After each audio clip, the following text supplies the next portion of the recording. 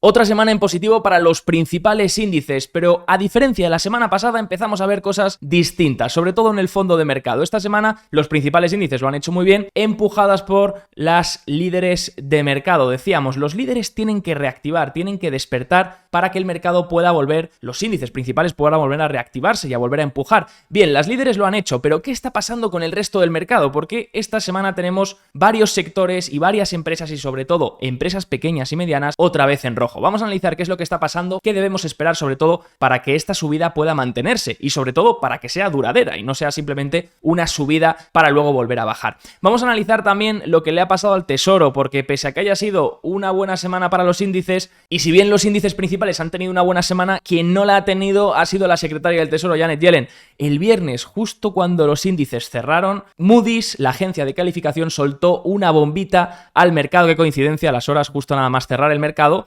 donde rebajaba la calificación de deuda estable en Estados Unidos a percepción negativa. Eso sí, mantiene el rating de AAA. Vamos a ver lo que ha respondido el Tesoro, porque esto a Janet Yellen obviamente le habrá fastidiado el fin de semana. Mientras tanto, el mercado sigue subiendo. Vamos a ver exactamente qué es lo que sube. Arrancamos aquí mirando los ETFs. Y a diferencia de la semana pasada, donde veíamos que prácticamente incluso las pequeñas y las medianas lo hacían mejor que las grandes, esta semana vemos lo contrario. Volvemos a ver otra vez el mismo patrón de 2023. Las megacaps, las grandes, las 7 magníficas, empujando con los sectores líderes, que han sido líderes de hecho durante toda la subida de 2022 y 2023, como son por ejemplo el sector de semiconductores y la tecnología. Sobre todo tecnología, miramos al QQQ, que son las 100 tecnológicas más grandes, porque al final son las megacaps y las que encima son tecnológicas, que sube casi un 3% esta semana, semiconductores más de un 4%. Sin embargo, si miramos el resto de capitalización, vemos las micro, las pequeñas, las nano y las medianas, incluso las grandes, sacándonos de las megacaps, vemos que toda la semana ha sido negativa para estas empresas. De hecho, small caps cayendo hasta un 3,51% durante la semana. Vemos también bastante rojo en varios sectores, utilities, energía, por supuesto, porque los intereses siguen en niveles, consolidando en niveles, no hacen nuevos máximos, por lo que energía, que es un sector con bastante poca duración, pues se ve afectado, mientras que los sectores que tienen mayor duración, como por ejemplo tecnología, se benefician de esta bajada de intereses o estos intereses que no hacen nuevos máximos, por así decirlo, porque ha habido también una situación importante esta semana y ha sido la subasta de bonos a 30 años. Enseguida vamos a hablar de las señales que ha mandado esa subasta porque son bastante importantes de cara al largo plazo. Es muy importante mirar a las líderes porque son las líderes, las tecnológicas y las semiconductores, sobre todo las grandes compañías, esas 7 magníficas que se habla siempre, donde vemos a Nvidia, Apple, Microsoft, Google, Amazon. Esas son las que han hecho una muy buena subida desde el año 2022 y todo el año 2023. Son las líderes del mercado y por eso hay que fijarse en lo que están haciendo. Es esencial que las líderes empujen para que el mercado pueda empujar, y lo decíamos desde verano, cuando en verano, de hecho, aquí tenéis la capitalización combinada de todas estas 7 grandes magníficas. Cuando desde verano veíamos que estas empezaban a ceder, era lógico que los índices iban a ceder también, porque si las líderes terminan de subir, los índices principales posiblemente hayan terminado ese rally. Ahora estamos viendo que tras una corrección desde verano, esta capitalización se ha vuelto a disparar y de hecho, fijaros el disparo que ha habido desde finales de octubre, desde que el mercado ha empezado a tirar otra vez. Fijaros la subida que ha habido en la capitalización de las grandes magníficas, que de hecho se aproximan a esos máximos de julio. Y es que es la realidad, fijaros, veíamos el Nasdaq 100 semana pasada que tenía que confirmar esta rotura de tendencia a la baja desde julio también, desde verano de este año. Hemos visto cómo ha roto los niveles importantes, ha roto esta tendencia a la baja, ha roto este máximo de octubre. Bueno, la verdad que la vela es espectacular. Parece ser que hay mucha fuerza en las grandes tecnológicas. Aquí estamos viendo el QQQ, que serían las 100 grandes tecnológicas. Es un poco, tiene más fortaleza que el Nasdaq Composite, porque el Nasdaq Composite se compone de 5.000 tecnológicas, por lo que si solo están empujando las 100 más grandes, es lógico que el QQQ, que es el Nasdaq 100, va a tener mucha más fortaleza que el Nasdaq Composite. Importante la fuerza, importante también la fuerza de semiconductores, que era otro de los líderes, porque ahí podemos encontrar Nvidia y AMD, que han sido las acciones que también han subido mucho este último año, y por tanto los líderes necesitaban reactivar. Veíamos desde julio lo mismo, tendencia a la baja, tendencia correctiva, y ahora vemos esta rotura con bastante buen volumen y estamos viendo de nuevo romper también los máximos de octubre. Aquí tenemos los máximos también de septiembre, importante ver si se consiguen romper los niveles de septiembre, y luego ya entonces se iría a atacar los niveles de verano, de julio o finales de julio, donde ya se buscaría el intento de rotura y se miraría si hay una rotura. Obviamente, si esto consigue romper, Si los semiconductores consiguen romper máximos, en el ETF estamos mirando SMH, sería muy positivo para las líderes de este rally. Lo que pasa que tiene que haber otros condicionantes que enseguida vamos a ver que deben activarse. No en la fase 1, no en las primeras semanas del rally, porque recordar, el rally en principio inicia con ese follow through day que veíamos la semana pasada, enseguida lo vamos a repasar, y ahora vamos a revisar cómo está de sano este rally. Y en la primera fase, que estamos ahora, que serían las primeras semanas, es importante que las líderes empujen, pero en la segunda fase es importante que se activen otra serie de señales para que este rally pueda continuar. Estamos viendo también Microsoft rompiendo máximos. De hecho, el viernes no hay mucho volumen, eso sí, esto es una señal un poco preocupante, que no haya tanto volumen. Esa vela del viernes rompiendo máximos apenas tiene volumen y eso me preocupa, pero donde realmente se dio la entrada de Microsoft era en este doble bottom. Fijaros, doble bottom con un handle, aquí era donde estaba la entrada de Microsoft, que de hecho en la comunidad lo comentábamos, 25 de octubre, este doble bottom daba entrada con ese gap tras presentación de resultados que eran unos buenos resultados. Y ahora, pues confirmaría, en semanal tiene un cap and handle, ¿vale? Fijaros el cap and handle que tiene en semanal. Confirmaría una rotura de máximos, pues todavía seguir viendo fortaleza. Lo que pasa que aquí, posiblemente con el volumen que hay, tenemos que estar muy atentos que todavía haya confirmación de que estos máximos se vayan a romper de verdad. Por supuesto, si Microsoft rompe máximos, es más fortaleza para el Nasdaq 100. Si Apple vuelve a máximos, también es más fortaleza para el Nasdaq 100. Fijaros la corrección que venía haciendo Apple desde verano y ahora otra vez rompiendo eso y buscando otra vez la zona de máximos. Nvidia lo mismo, llevaba un hombro cabeza a hombro, todo el mundo lo había comentado y no lo ha conseguido activar, por lo que ha hecho el movimiento opuesto y ahora se está volviendo a ir a buscar máximos y a ver aquí qué hace. Si empezamos a tener una rotura confirmada de Microsoft, ¿qué quiero decir con confirmada? Que empezamos a ver más velas, un follow through, ¿no? Una vela más al alza por encima del máximo, eso estaría bien para ver que esa rotura se confirma y empieza a entrar volumen también. Si empezamos a ver Apple que busca esos máximos, empezamos a ver Nvidia que rompe también máximos, pues eso va a ser todavía más gasolina para el Nasdaq 100 y para el sector de semiconductores y para el mercado en general, porque son las líderes. Vale, pero si miramos, luego vamos a hacer un recopilatorio de todo, ¿eh? Luego tengo un esquema recopilatorio de todo lo que debemos vigilar, pero antes vamos poco a poco. Si miramos, por ejemplo, esta divergencia, volvemos a ver eso mismo que comentamos siempre, que al final, pues sí, las megacaps han vuelto a activar, las líderes han vuelto a activar, ahí tenemos la subida en las últimas semanas, pero fijaros en el Russell 2000, el Russell 2000 sí que lo hacía bien la primera semana del rally y ahora otra vez volviendo a corregir la segunda semana, por lo que vamos a tener que vigilar muy de cerca las pequeñas y medianas empresas, en este caso Russell 2000, lo que nos muestra el fondo de mercado y señales también de amplitud. Mirábamos el porcentaje de empresas por encima de la media de 200 y fijaros, venían corrigiendo desde verano, desde julio de 2023. Esto es el porcentaje de empresas que están por encima de la media de 200 en los diferentes índices, en el NYSE, en el S&P 500 y en el Nasdaq. Si vemos, sí que es verdad que se rompió esta tendencia bajista, ahora se ha corregido un poco otra vez a la baja, ha vuelto a disminuir el porcentaje de empresas que están por encima de la media de 200. Lógico, cuando la mayoría de empresas están bajando, de hecho aquí lo tenéis, la mayoría de empresas esta semana han bajado y las que han subido son las megacaps. Por eso estamos viendo los índices en verde, no porque todos los índices lo hayan hecho, todas las acciones lo hayan hecho bien, sino porque las que más peso tienen son las que mejor lo han hecho esta semana, ¿no? Vemos una cierta corrección por eso de la amplitud, pero todavía no vuelve a esta tendencia bajista, ¿vale? En caso de que volviésemos aquí abajo sí que sería preocupante.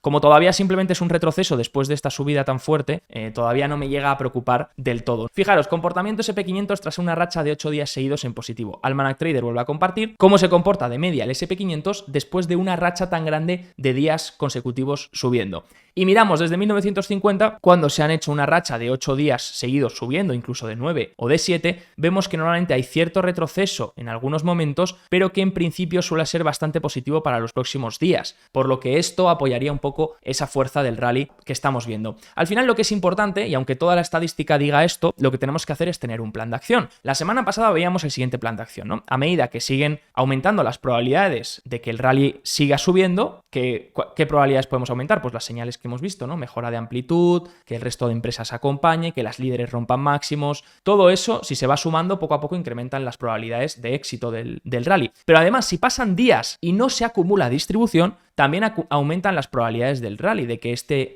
esta subida se mantenga viva y dure un poco más. Entonces, a medida que va pasando eso, vamos haciendo más exposición, vamos exponiéndonos poco a poco, pues uno inicia cuando hay una señal de follow through day, por ejemplo, que tuvimos aquí este día, os dejo abajo vídeo por si queréis saber lo que es la señal follow through day. Cuando se activa, pues obviamente uno puede hacer una exposición del 10%. Luego va viendo que van pasando días y no se acumula distribución y va viendo otras señales, pues puede ir exponiendo otro 10, otro 10, otro 10.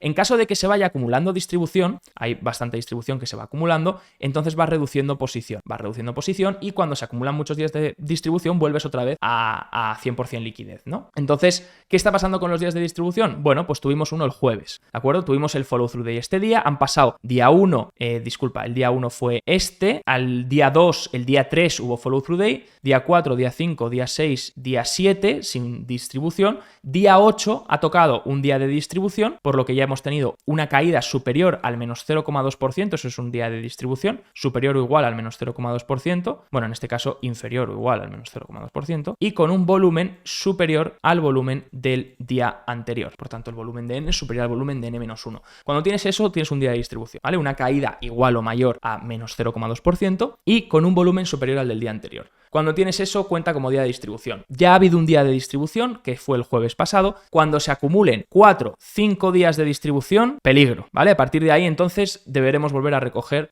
posición y volver a tener bastante precaución, sobre todo cuando estamos viendo que por ahora empujan las líderes, lo cual es un síntoma positivo, pero todavía las pequeñas y medianas no están acompañando ese movimiento. Lo hicieron la primera semana, pero no la segunda. Así que vamos a ver que no se acumule distribución y uno se preguntará, vale, ¿y cómo se anula este día de distribución? Cuando el índice cierra un 5% por encima, ¿de acuerdo? 5% por encima desde el cierre del día de distribución. Ahí es cuando se anula. Por lo que si empiezan a pasar más días y el índice sigue subiendo, pues obviamente este día de distribución se podrá incluso anular e incluso las probabilidades volverán a aumentar más, ¿no? Entonces poco a poco vamos a ir midiendo. Importante también el nivel que rompe el S&P 500, 4.400, era un nivel muy vigilado por los alcistas. De hecho, aquí se proyectaba que pudiese incluso haber un hombro cabeza a hombro invertido. Todavía podría pasar, ¿vale? Todavía esta rotura la hemos visto en los 4.400, pero todavía no tenemos el follow through, no tenemos una vela de confirmación por encima de los 4.400 tras la rotura. Así que esperaría esa confirmación también de rotura, eso asignaría más probabilidad, pero sea como sea, si alguien se quiere ir exponiendo poco a poco, pues lo que sabe es que si se van acumulando días de distribución, pues entonces puede ir poco a poco tomando precaución, sobre todo si se acumulan 3, 4, hasta 5 días de distribución. Cuando eso ocurre, normalmente los rallies tienden a volverse a girar. Entonces, para resumir todo esto, ¿qué debemos vigilar? Bien, pues este intento de rally y duración. Tenemos dos fases. La fase 1, la de los líderes, que es la que estamos experimentando. Por eso los índices están subiendo pese a que el resto del mercado esta semana no se haya movido o incluso haya bajado. Los líderes empiezan a subir y romper máximos o resistencias. Hemos visto Microsoft, está Meta también cerquita de intentar romper máximos. Estaría bien, obviamente, confirmaciones, ¿vale? Microsoft no porque haya roto máximos el viernes significa que ya vaya a dispararse. Hay que ver esas confirmaciones y sobre todo hay que buscar ese volumen. También que el resto de compañeros, que el resto de líderes acompañen. Nvidia que intente romper esos máximos también. Meta que los intente romper. Apple que vuelva a máximos también. Todo eso serán confirmaciones, ¿no? De esta fase 1 de que las grandes quieren empujar el mercado.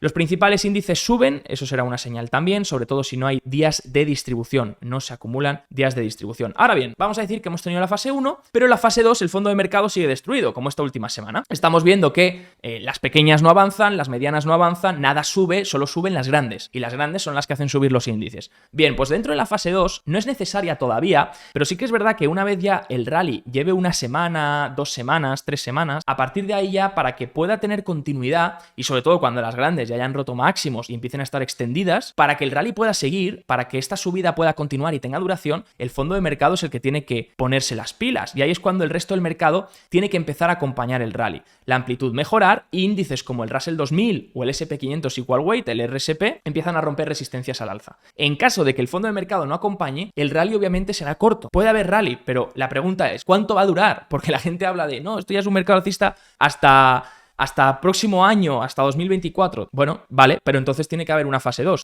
Entonces tenemos que empezar a ver cómo el fondo de mercado empieza a acompañar. Y luego, en caso de ver distribución, de recordar, a partir de 3-4 días de distribución, deshacer posición porque posiblemente pueda ser el final del rally. Bueno, vamos con las noticias macro y cómo podría afectar a esta semana, también con los bonos, porque justamente al viernes al cierre, Moody's rebajaba la perspectiva crediticia de Estados Unidos a negativa. Eso sí, ha mantenido el rating de AAA, ¿vale? Pero pasa la perspectiva de estable a negativa. Esto, pues por supuesto, ha cabreado muchísimo a Janet Yellen, que dice que, bueno, que aunque Moody's mantenga la calificación, no están de acuerdo con el cambio, que la economía estadounidense sigue siendo fuerte, que los títulos del Tesoro son el principal activo seguro y que la administración Biden ha demostrado su compromiso con la sostenibilidad fiscal, que van a gastar menos, etc. Bueno, Janet Yellen, la realidad es que tú te estás endeudando más, estás emitiendo más papel y por tanto es lógico que las agencias de calificación tengan que responder, sobre todo cuando los CDS sobre la deuda están incrementando. Obviamente no están al nivel de cuando se dio el tema del techo de deuda, que al final es la payasada de siempre, recordarlo, eso es un show político, pero los CDS se están volviendo a incrementar. Los CDS que son seguros sobre impago sobre la deuda de Estados Unidos. Pues cada vez, pues a medida que la gente va viendo subastas del Tesoro que salen mal, va viendo que el Tesoro sigue emitiendo dinero, que el gobierno se va a seguir endeudando a unos niveles muy altos, pues entonces los CDS empiezan a incrementar por inestabilidad sobre la deuda estadounidense. ¿Significa esto que no vaya a pagar la deuda estadounidense, que vaya a incumplir? No tiene por qué incumplir. Simplemente los CDS se están disparando, pues especulando, ¿no? Esos movimientos. Terrible subasta a 30 años en Estados Unidos el pasado jueves. De hecho, por esto corregían los mercados y por eso teníamos el primer día de distribución el jueves pasado, porque había una subasta a 30 años, que quiere decir esto, que el gobierno emite bonos, el Tesoro emite bonos a 30 años y los agentes pujan por llevarse esos bonos. Entonces hay una subasta y ahí se ve qué tal ha salido la subasta. Cuando una subasta es terrible es porque realmente no hay demanda en esos tramos. Ha habido una caída bastante drástica de los intereses del 30 años, que han pasado de por encima del 5 hasta el 4,6%. Pues parece ser que en estos niveles la gente ya no está tan interesada. A lo mejor se exige una prima de riesgo mayor para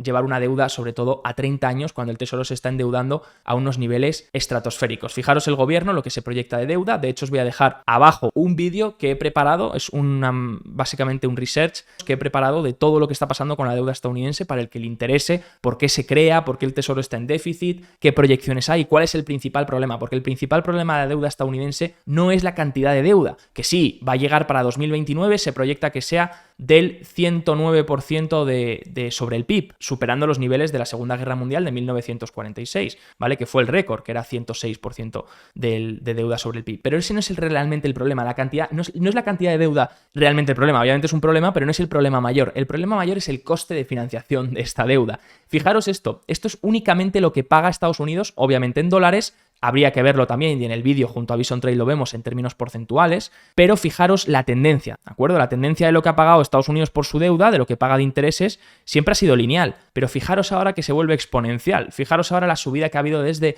2022 de ese pago por intereses de la deuda, de lo que le genera la deuda, y es que se proyecta que sea para 2040 aproximadamente sea uno de las categorías en las que el gobierno gasta más dinero, de las categorías principales, más incluso que la seguridad social y que Medicare. Así que os dejo el vídeo abajo por si queréis profundizar sobre este tema, pero todo esto da razones, obviamente una subasta terrible donde ven que no hay demanda y por tanto el Tesoro, si quiere emitir más papel, va a tener que dar mayor interés, ¿no? Va a tener que el interés, el risk premium que se denomina, va a tener que ser mayor para que los compradores acepten esta deuda. Sino también que estamos viendo pues que todo eso hace subir los CDS, todo eso hace que más inestabilidad política, más inestabilidad sobre la deuda y todo eso hace que Moody's pues rebaje esa perspectiva crediticia de estable a negativa. Y eso de hecho ha hecho subir un poquito los rendimientos de los bonos también, los intereses de los bonos, nada más conocer la noticia. El vídeo de hoy está patrocinado por Bison Trade, el broker online de Miralta Bank, entidad española regulada y supervisada por el Banco de España y la CNMV. Su objetivo es dar un servicio de alta calidad poniendo foco en las siguientes áreas: seguridad, banco y broker regulados, multiplataforma, tecnología avanzada, acceso a multiproducto, acciones, fondos, renta fija, opciones, divisas y mucho más, y mi parte favorita, la educación y formación para los clientes. Ofrecen tarifas muy competitivas en relación a otros bancos españoles y una atención al cliente excepcional. Visita bisontrade.com y podrás ver más información o probar su plataforma demo. Mientras tanto vemos interés, aquí tenemos el interés del bono a 10 años, semana pasada veíamos este soporte importante, parece ser que podría aguantar este soporte, ¿vale? No descarto una caja de los intereses en estos niveles, entre el 4,6% y el 5% incluso, no descarto que se mantengan por ahí haciendo haciendo una caja entre estos niveles. En caso de perder este nivel, en caso de perder el 4,6% y este soporte, sería bastante importante para los bonos, para el TLT. Aquí estamos mirando bonos con alta duración, 17 años de duración aprox, vencimiento más de 20 años, pero duración 17. Fijaros el volumen que está entrando en el TLT, ¿vale? Esto ya lo vimos hace unos cuantos meses, como los grandes fondos estaban comprando mucho TLT. Y es porque, bueno, pues porque a estos niveles donde han subido ya el interés, viendo que la economía se está debilitando, pues los grandes fondos creen que el interés ya no va a subir mucho más y que cuando la economía se debilite o haya una recesión, ahí será cuando el TLT empiece a dispararse, ¿no? Porque recordar, el precio de los bonos es inverso al de los intereses. Si los intereses bajan, el precio de los bonos sube, en este caso el TLT subiría. Por eso estamos viendo el TLT intentar buscar un suelo a medida que los intereses pues ya habían hecho techo en el 5% y se mantienen en el 4,6%.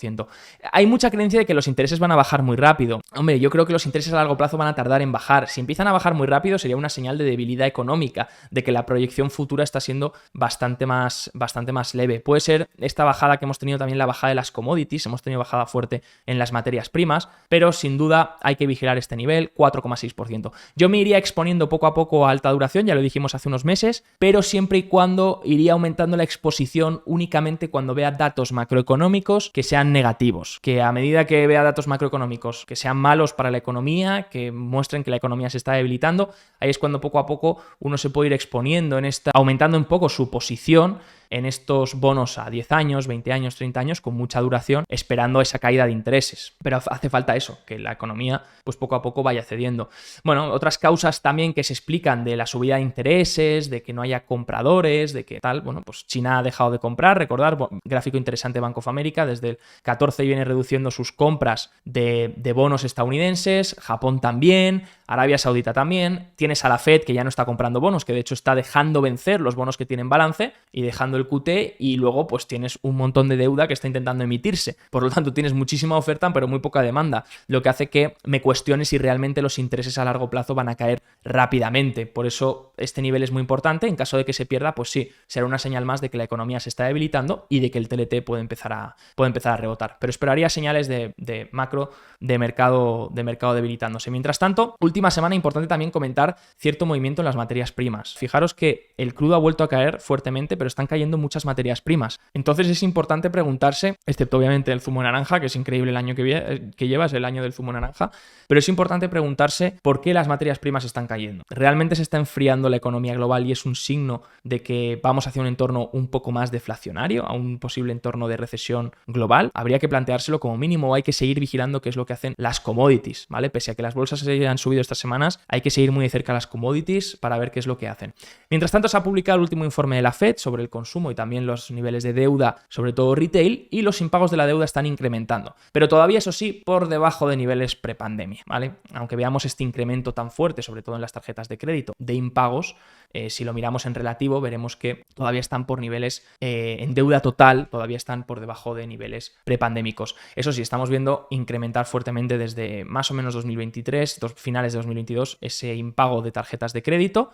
El impago también de hipotecas, fijaros cómo está poco a poco incrementando, aunque tampoco es algo significativo, y sobre todo el impago también de los préstamos de coches, algo que venimos viendo, una tendencia que venimos viendo desde 2022. Bueno, habrá que seguir vigilando, ¿no? Esto obviamente es importante, todavía no son unos niveles de delincuencia muy altos, pero sí que es verdad que hay que ir monitorizándolos para no perdérselos. Las peticiones continuadas. Bueno, ha habido esta semana también, ya veíamos semana pasada, en el informe de la semana pasada, el tema del empleo para el que le interese, porque ahí analizábamos los datos de empleo, como el gobierno de Biden ya casi no puede ni enmascarar esos datos de empleo, incluso con ajustes estacionales, y vemos debilidad bastante fuerte en el empleo. Ahora bien, ¿significa esto que estamos viendo destrucción de empleo? Lo que estamos viendo sobre todo es un enfriamiento. Un enfriamiento, pero bueno, antes de la destrucción obviamente va el enfriamiento. Entonces, si el mercado se sigue enfriando, el mercado laboral luego se acabará destruyendo.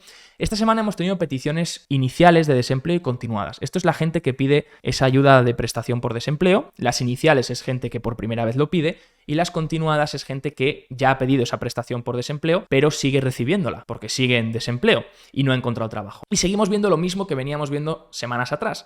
Peticiones continuadas siguen subiendo, peticiones iniciales suben un poco en las últimas semanas, pero siguen en niveles mínimos, ¿vale? Fijaros, niveles prácticamente consolidando en esta zona, que son niveles mínimos en las 220.000 aproximadamente peticiones semanales. Lo que me preocupa son las peticiones continuadas, porque las peticiones continuadas, fijaros que llevan una racha de varios meses donde suben todos los meses, y de hecho ha subido hasta más de 1.8 millones, no sé ahora por dónde está, por encima del 1.800.000. Y esto se está acumulando, y esto es que poco a poco, pese a que no hay despidos masivos, porque las peticiones iniciales siguen en los rangos mínimos, poco a poco la gente que está despedida no está encontrando trabajo. Y eso empieza a ser preocupante porque se nota que no hay una fortaleza del mercado laboral como la había hace unos cuantos meses, donde la gente se quedaba en desempleo. Fijaros, las peticiones iniciales seguían en 220.000, pero las continuadas bajaban porque la gente encontraba trabajo. Y desde entonces, obviamente esto es verano, pero desde final de verano hemos visto cómo las peticiones continuadas han vuelto a incrementar. Y esas peticiones continuadas volviendo a incrementar nos están simbolizando que el mercado, obviamente el mercado laboral se está enfriando y que poco a poco más gente le está costando encontrar trabajo, no encuentran,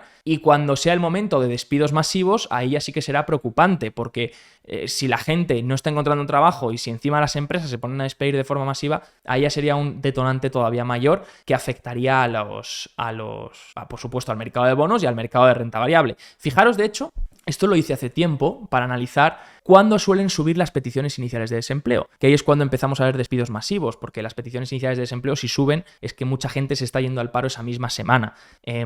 Esperemos que no pase, pero estamos viendo aquí cómo cuando las peticiones iniciales de desempleo suben, ¿de acuerdo? Línea roja, es cuando el interés del bono a 2 años, que tenemos en verde, empieza a bajar. Fijaros, lo mismo aquí, peticiones iniciales empiezan a subir, bono a 2 años empieza a bajar. Por lo que si el bono a 2 años, que lleva bajando unos cuantos días, empieza a seguir bajando, simboliza que posiblemente algo se esté rompiendo en la economía y ahí es cuando las peticiones iniciales se disparan. Y de hecho ahí es cuando la Fed justamente pausa, línea azul, y poco después empieza a bajar tipos. Pausa y poco después empieza a bajar tipos. Entonces hay que seguir muy de cerca qué hacen las peticiones iniciales y qué hace el bono a 2 años. Si el bono a 2 años sigue subiendo, posiblemente las peticiones iniciales no se disparen. Si el interés, hablo del interés del bono a 2 años. Si el interés del bono a 2 años empieza a caer, posiblemente venga acompañado también de una destrucción todavía mayor en el empleo, de un enfriamiento todavía mayor en el empleo, y empecemos a ver las peticiones iniciales subir, ¿no? Suele hacerlo así siempre, porque al final es una señal de que la economía, cuando los intereses del bono a 2 años caen, los intereses a corto plazo caen, es una señal de que la economía se está enfriando y por tanto de que el mercado laboral se está enfriando también. Y de ahí de las peticiones iniciales de desempleo suelan subir. Todavía no estamos ahí, las peticiones iniciales de desempleo, como veis, están consolidando en una zona tal. Pero si empiezan a acumularse más continuadas, pues a lo mejor un día las peticiones iniciales de desempleo empiezan a disparar. En el caso de que eso pase, que todavía no estamos ahí, pero en el caso de que eso pasase, afectaría de lleno al consumo, porque al final el consumo, lo hemos dicho siempre, mientras la gente tenga trabajo puede consumir. Será en el momento en el que se quede sin trabajo cuando no podría consumir o mantener el consumo actual. Entonces, hemos tenido por ahora una pequeña advertencia que ha sido la reanudación de esa deuda estudiantil en Estados Unidos, esa deuda que estaba paralizada desde 2020 para ayudar a las familias, pues ahora parece ser que se ha vuelto a reactivar los pagos de la deuda estudiantil desde octubre, y por ahora dice Bank of America que no ven ningún efecto, no ven que afecte al consumo, ¿vale? Porque al final, bueno, si tienes que destinar 300, 400 dólares al pago de tu deuda estudiantil mensual, pues obviamente es consumo que no realizas. Pero dicen que todavía no están viendo el impacto en el consumo. Veremos si se ve más adelante. Todavía el consumo se sigue manteniendo, aunque más débil está proyectando Bank of America que lo que se veía a principio de año o mitad de año, sobre todo junio, julio y agosto, un poquito más débil que esos niveles, pero que todavía no se está viendo afectada la diferencia entre la gente que ya pagaba esa deuda, la gente que no tiene deuda estudiantil y la gente que ha resumido los pagos estudiantiles. O sea, que no está siendo algo que esté afectando como tal a la macro del consumo. Veremos si más adelante, porque todavía solo han pagado unas cuantas cuotas, han vuelto a reactivar hace nada.